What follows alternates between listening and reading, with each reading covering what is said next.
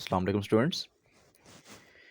जी इंशाल्लाह आज ये ख़त्म हो जाएगा चैप्टर हमारा और बड़े परेशान होंगे आप भी, काफ़ी दिन हो गए और ख़त्म नहीं हो रहा हमारा।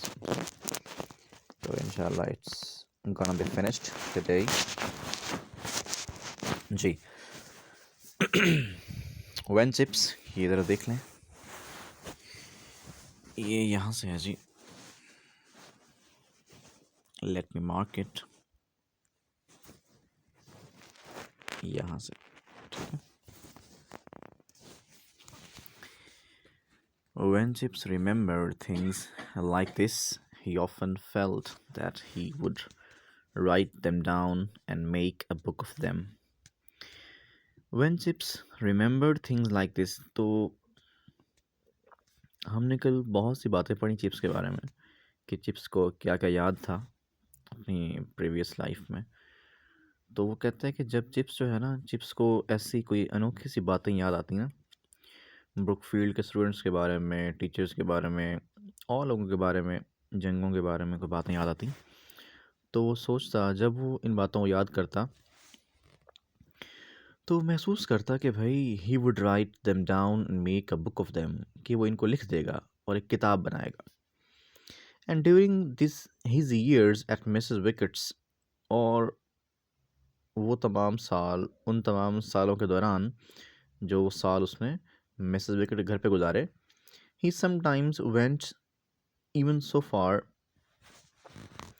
वो बाज़ औक़ात इस हद तक चला गया, so far as to make desultory notes in an exercise book, कि भाई उसने जो है ना एक एक्सरसाइज बुक में, एक कॉपी में कुछ डिज़ल्ट्री नोट्स, कुछ बेतरतीब से, कुछ बेहंगम से, यानी रैंडम, ठीक है, रैंडम, डिज़ल्ट्री मतलब रैंडम, या फिर हैफज़र्ड, या फिर डिसऑर्गेनाइज्ड, या अनप्लान्ड, ठीक है।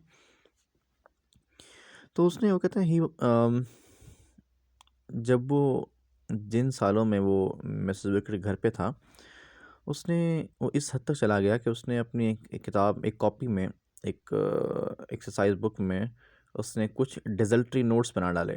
उसने कुछ बेतरतीब नोट्स बनाए। नोट्स मतलब किस चीज़ के?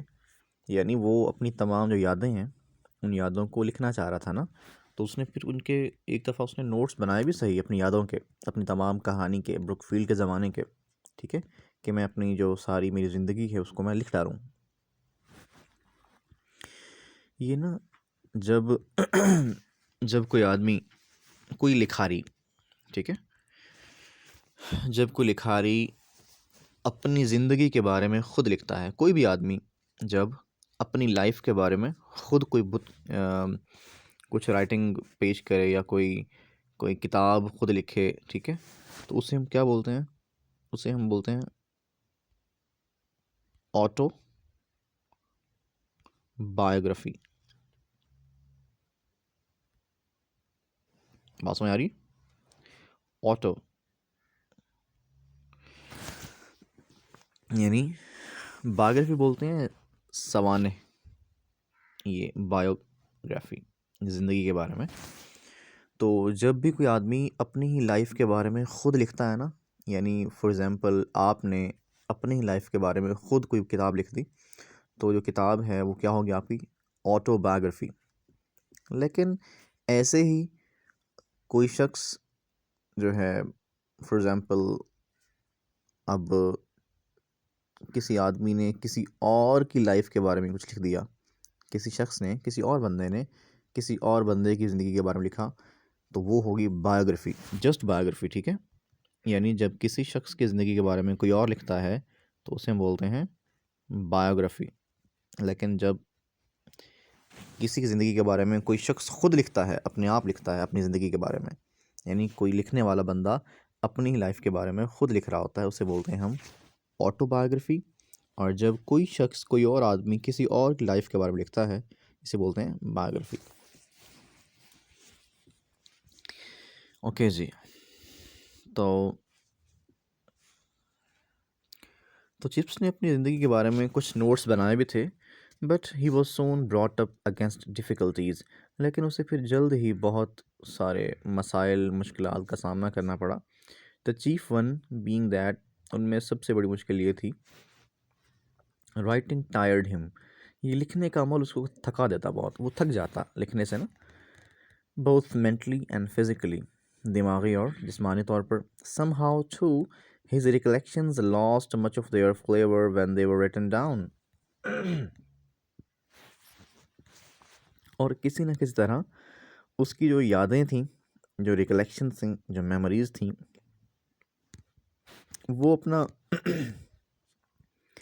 Lost much of their flavour, वो अपना बहुत सारा जायका, अपनी खूबसूरती खो देती when they were written down, जब उनको लिखा जाता। यानी ऐसा ही होगा कि जब जो वो कहता है कि जब मेमोरीज, जो उसकी यादें थीं, जो वाक़यात थे, जब तक उसके दिमाग में थे, जब जब उनको वो सोचता था तो बहुत अच्छा लगता था। जैसे ही वो यादें लिख दी गईं, उनकी उन्हें पेज पे उतारा गया, तो लगता था कि वो यादें जो है ना, अपना टेस्ट, अपना फ्लेवर खो चुकी हैं। That story about Ruston and the sack of potatoes for instance. अब वो कहता है कि फ़र्ज़ करें आप यही जो रुस्टन था, इसकी कहानी ले लें आप, और जो आलूओं वाला वाक़या है, सैक ऑफ पोटैटोज़, आलूओं की बोरी का वाक़या, उसको ही ले लें आप। It would seem quite time in print. वो कहते हैं इन प्रिंट, यानी जब इन तमाम वाक़यात को लिखा गया, इट वुड सीम क्वाइट टेम, ये बहुत फीके लगे, ये सारे वाक़यात बहुत फीके फीके लगते थे, टेम, बड़े ड्रैब से, डल से, कलरलेस। लेकिन हकीकत में क्या था? बट लॉर्ड, लेकिन खुदाया, how funny it had been, लेकिन ये एट एट द टाइम, लेकिन उस वक्त में ये कितना फ़नी था ये वाक़या, जब ये पेश आया था, और जब लिखा गया तो ये अपनी जो है अपना कलर, अपनी चार्म खो चुका था। It was funny to remember it. वो कहता है अब इस वाक़े को याद करना भी बहुत फ़नी था, बहुत मज़ाहिया था। Though perhaps if you didn't remember Rushton, and who would anyway after all those years। वो कहते हैं फिर, लेकिन ये शायद शायद ना वो मिस विकेट से कह रहा है, ये हमसे कह रहा है राइटर।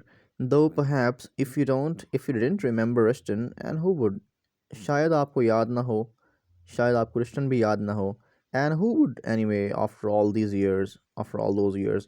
वो कहते हैं हाँ, जाहिर सी बात है भाई, who would, कौन याद करेगा रुस्टन को, anyway, बहरहाल, after all those years, इतने सालों के बाद, यानी उन तमाम सालों के बाद भाई रुस्टन को आखिर कौन याद करेगा। It was such a long time ago, ये बहुत अर्सा पहले की बात है। Mrs Wickett, did you ever know a fellow named Ruston. Mrs Wickett, क्या आपको कभी एक रस्टन नाम का आदमी याद था? फिर वो उसने कहा, चिप्स ने खुद कहा, before your time I dare say. Dare बड़े बोलते हैं जुरत करना, डेयर।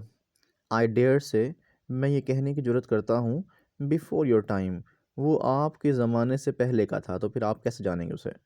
यानी उसने, चिप्स साहब ने पूछ भी लिया हमसे विकेट से, और पूछने के बाद क्या है, ये भी कह दिया कि मुझे यकीन है, मैं बड़ी जुर्रत से कहूँगा कि वो तो आपके ज़माने से पहले का था। और फिर बताया कि went to Burma in some government job, कि वो किसी गवर्नमेंट जॉब के हवाले से, सरकारी जॉब के हवाले से, सरकारी नौकरी के हवाले से वो बर्मा चला गया था। और वॉज इट बॉर्नियो, या फिर Borneo. Very funny fellow Roston, Roston बहुत फ़नी फेलो था, बहुत मज़ाहिया किरदार था, आदमी था, शख्स था। फेलो मतलब आदमी, individual, person, man, chap. Okay, there was and there he was, और फिर वो था, और वो चिप्स जो है, देयर ही वाज, और वो चिप्स था, dreaming again before the fire, आग के सामने बैठ के सोचता रहता, ख्वाब देखता रहता। Dreaming of times and incidents in which he alone and could make secret interest। तो वो उन वक्तों के ख्वाब देखता, एंड इंसिडेंट्स और वाक़यात के, in which he alone could take secret interest, यानी वो उन तमाम वाक़यात और उन तमाम ज़मानों के ख्वाब देखता। ड्रीम मतलब ख्वाबों में खो जाना, याद करना, टू रिमेंबर, टू रिकलेक्ट, तो in which he alone could take secret interest, जिसमें सिर्फ चिप्स अकेला सीक्रेट इंटरेस्ट, बड़ा छुपा हुआ, बड़ा मुख्फी सा, यानी चिप्स को जो है ना, इन तमाम वाक़यात में सिर्फ चिप्स को ही बड़ा मख्फी सा इंटरेस्ट था, दिलचस्पी थी उन तमाम वाक़यात में। वो अकेला इनमें दिलचस्पी लेता, यानी चुपके से बैठा रहता और अकेला खुद सोचता रहता। फनी एंड सैड, बहुत मज़ाहिया और दुख भरा, कॉमिक, हंसी दिलाने वाला, एंड ट्रैजिक और गमगीन सा। दे ऑल, यानी वो सारे वाक़यात कुछ में कुछ फ़नी भी थे, कुछ बड़े दुखी भी थे वाक़यात।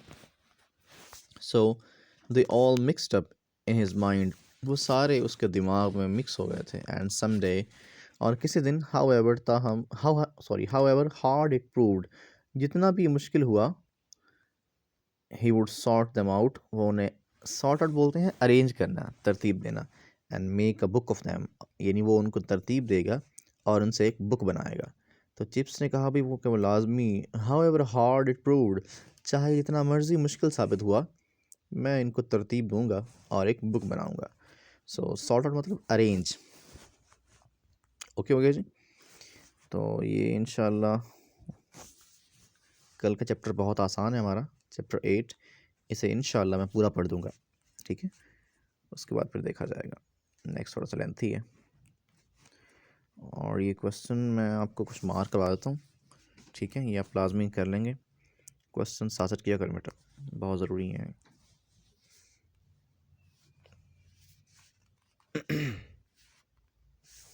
सॉरी जी। तो क्वेश्चन हम देखते हैं इसके, आज मैं आपको ना दोबारा क्वेश्चन मार्क करवा रहा हूँ सारे इसके, ठीक है।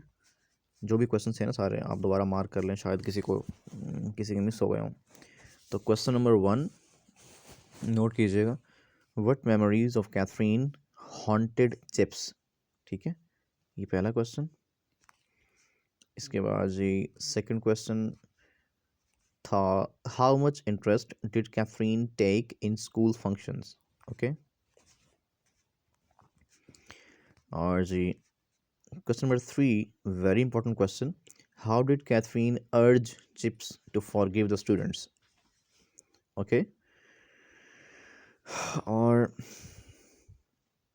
इसके अलावा जी, हाँ जी, question number 6, did Katherine always plead Chips for leniency,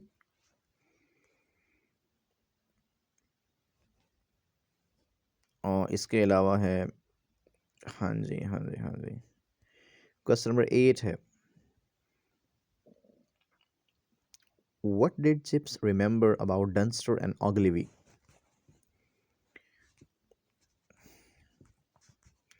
question number 9 कर लें, लाजमी कर लें, वेरी इंपॉर्टेंट है, हु वाज ऑग्लिवी। और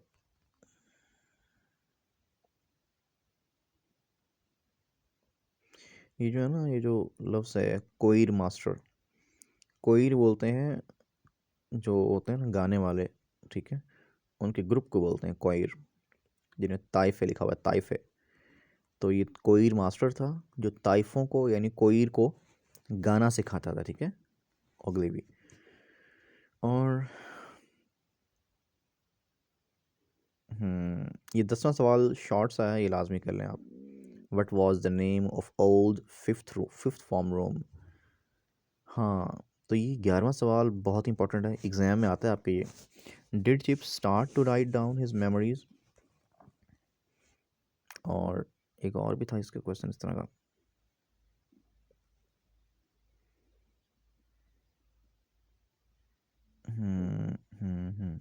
चलिए 12वां भी कर लें, why did mister chips not right a book about his life at Brookfield school. और आखिरी सवाल जी 13, what did Chips remember about Roston, what did Chips remember about Roston. तो ये क्वेश्चन है, आपके कुछ क्वेश्चन थे। और इसके अलावा ये जो है क्वेश्चन जो 14 है ना, ये 14 एक्स्ट्रा क्वेश्चन है, इंपॉर्टेंट बहुत है, ये एग्ज़ाम में आता है, लेकिन ये एक्स्ट्रा क्वेश्चन है, ये आपके शायद आपके नेक्स्ट चैप्टर में होगा इसके बारे में, तो इसे पढ़ेंगे फिर आपको मार्क करवाएंगे, अभी ना करें आप ये। तो ये सिनोनिम्स भी कर लेंगे इसके आप खैर से। ओके जी, विश यू गुड लक। अल्लाह हाफ़िज़।